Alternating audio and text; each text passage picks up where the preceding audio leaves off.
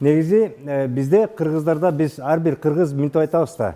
Биз тоодо чоңоюп өскөнбүз, биз тоолукпуз деп коебуз дагы, анан анча көп маани бербейбиз да. Дүйнө жүзүндө тоолуу өлкөлөрдү же болбосо тоосу бар өлкөлөр муну аябай дегендей даңазалап барктап келишет ар бир тоону. Анан өзлөрүнүн альпинисттерин көптөгөн каражаттарды жумшап атып, аларды таптап, жанагы ат таптагандай эле таптап, анан ошол жакка чыгарып, биздин желекти чыгарып, биздин өлкөнү даңазаласын деп анан жөнөтүп, ал өлкөнүн желеги бир бийиктикте, ал эми Эверестте көтөрүлсө, аны сыймыктануу менен бүт өлкө даңазалап, биздин өлкө чыгара алды, биздин ушундай өлкөбүз бар, биздин ушундай альпинисттерибиз бар, биздин ушундай жарандарыбыз бар деп анан мактанып даңазалап келишет да, бүт өлкөдө. Бизде Кыргызстан тоолуу өлкө болгону менен биз тоонун арасындабыз деп мындай маани бербей, барктабай келебиз да.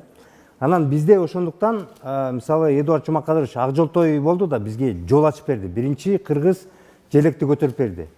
Непалда ошол эки дегиле бюджетинин 90%га жакын туризм тоолор алып келет. Непал бизге окшогон эле өлкө, биз 94% тоо болсо, Непалда 96-97% тоолуу өлкө. Анан ошол эки тоолор багып келет да. Анан ошо дүйнө жүзүнө тигил же бул желек чыкканда ошо даңазалап ошону колдонушат. Мен азыр атын атабайын, коңшу өлкөлөрдө алардын адамдары көп болгону менен, саны кыйла кыргыздардан көп болгону менен, бизде 7 миллион, 8 миллионго жакындап калган адам эле болсо, а тигил жакта болсо кыйла болгону менен бир дагы желеги көтөрүлбөгөн өлкөлөр бар да, мисалы. Бизде Кадыр акем ошону айтып атпайбы, Кадыр Сайдылкан азыр ошону айтып атат да, бизде тоонун потенциалы укмуштай, бирок 1% ачылган. А бул адамдар, баатырлар да ошонун жарчылары. Биздин ушундай кыргыз деген мамлекетибиз бар, биздин мындай жаркыраган желегибиз бар, биздин ушу тоолорубуз бар, биз тоолуу өлкөдөн чыккан ушундай эр азаматтарыбыз деп ошонун жарчысы болуп келет. Эми кычкылтексиз чыккан бул чанда эле кескен адам, мисалы Эдуард Жумакадырович бул батырлык кылып келди да, кычкылтексиз тоого 8000дикке чыгыш, бул өлүм менен жашоонун барабары да, ал өлүп калыш 5 мүнөт да, 10 мүнөт дагы эмес, 15 мүнөт дагы эмес, 5 мүнөттө өлүп калыш да. Ошондуктан бага келип, ошо аман эсен келип, биздин желекти ошол жерге көтөрүп келгени бул чоң нерсе да. Мен да тамашалап айтып коем, бирок тамаша чындыкка жараша.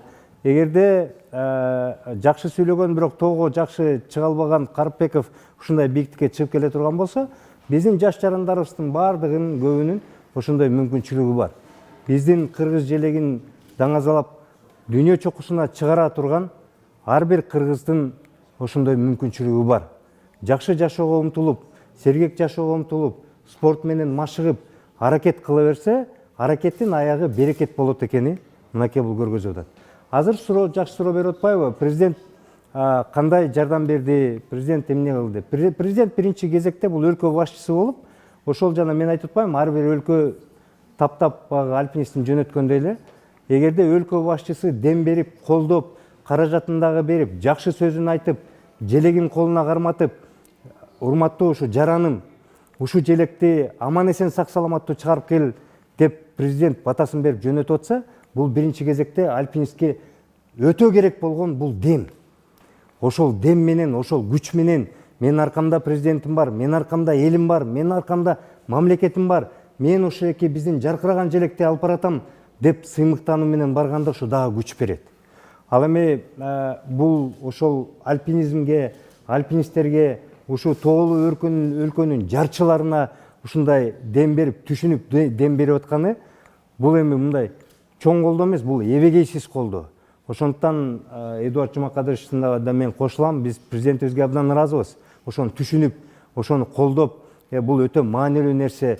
Кийин бизге өлкөбүзгө акча алып келе турган, инвестиция алып келе турган, туризмди алып келе турган, биздин өлкөбүздү жакшы тараптан даңазалай турган бул чоң кадам экенин билип, ошону колдогонуна биз абдан ыраазыбыз. Чынында эле бул бизге чоң дем күч болду.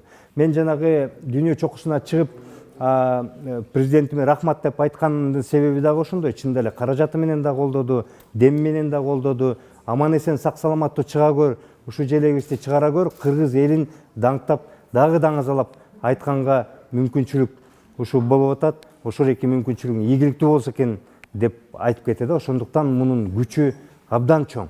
Эгерде эми бул жалгыз эле президент колдобостон элибиз дагы ошону түшүнүп, биз толук эле тоодо эле чоңойгон элебиз деп эле жөн эле койбостон, бирок бул тообуз чынында эле байлык турбайбы деп ар бирибиз аракет кыла баштасак, чынында эле өлкөбүздү жакшы жактан дүйнө жүзүнө көргөзө алабыз да, дүйнө жүзүнө көргөзө алабыз. Ушундай бул чоң мүмкүнчүлүк бар тоо, ошондойду берет. Ал эми ар бир биздин жараныбыз ошол эки Эверестке чыгып атса, жылда болсо андан сонун, ар жыл сайын чыгып турса, мындан да сонун. Ошондуктан мен айтып кетет элем, мен агаларыма чоң рахмат. Бул кишилер көргөзсө да чынында эле кыргыз элине ошол жака чыга алат экенбиз. Биз Эверестти, Жомолуңбаны кинодон эле көрчүбүз, телевизордон эле көрчүбүз. Анан бизге бир кандайдыр бир мындай өөнү учураган нерсе эле. Бирок Эдуард Жумакадыр чыгып көргөздү. Андан кийин Кадыр Сайдылкан көргөздү. Кадыр акенин дагы бир уникалдуу нерсеси бар. Кадыр Сайдылкан биз көп маани бербей жүрөбүз да. Дүйнөдө бир дагы альпинист 4 килограммдуу китепти 8000дикке көтөрүп чыккан эмес. Бир дагы. Бул киши уламдан улам чыгарып атат, уламдан улам чыгарып атат. 1 килограмм, 4 килограмм эмес, тиги 400 грамм нерсени көтөрүп баргандан кыйналабыз. Мунун эрдиги ошондой да, ошол жерге чыгып барып, Манасты жар салып айтып атат. Азыр мисалы дүйнө жүзүнүн эли, туристтер ошол эки сурап атышат, бул эмнеге деп. Эмне азап ошонун баарын чыгарганга? Эмнеге ошо тозокту артынып алып, адам ошо китепти көтөрүп жүрөт деп. Анан анын аркасынан түшүндүрмө кетет, анын аркасынан ушул эл деген кетет. Ушул да мааниси туугандар. Ошону айтып кетейин дедим.